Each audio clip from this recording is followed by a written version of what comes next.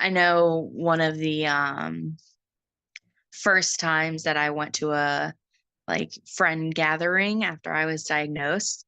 Um, you just feel like everyone knows, even nobody knew, but you just feel like you have a like arrow on your head or some sort of like alert system that you're different now.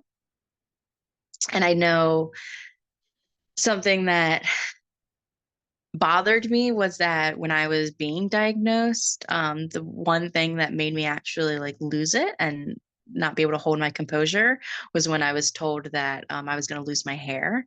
And I realized that that was because I was no longer going to be able to hide any of the process from anybody, and that there was going to come a time that it was no longer something that I kept to myself, that other, and I was going to have to lean on other people. My professors were going to have to know.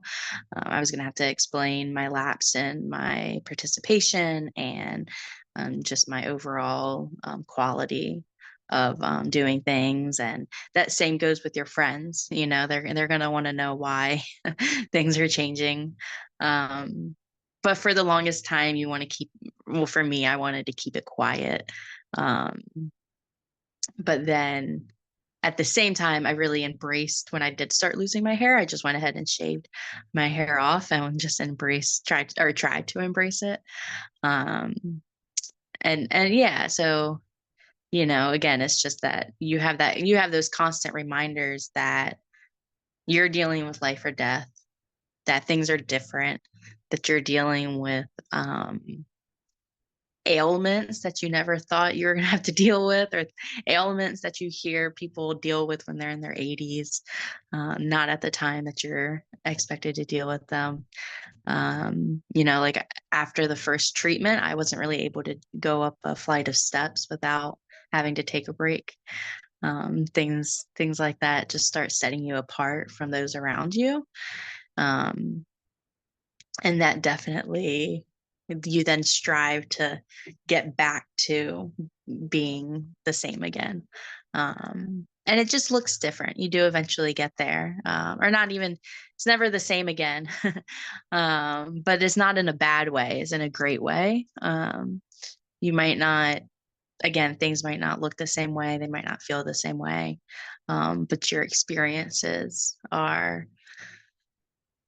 just a lot more in touch with what you might actually want to be getting out of life. At least for me, it was. I remember being asked at one point, like, what my faith was, because at some point you just have nothing else to fall back on, but like what you believe in the world, whatever that is, whatever that looks like whatever it is that gets you to do the thing that you don't want to do, but it's going to like make life easier or better later on.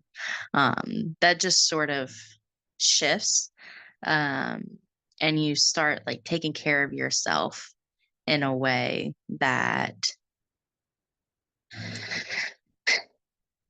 when you're in your 20s, well, when you're young alone, you don't have to take care of yourself in the same way that you have to when you're 50 or 60 or older.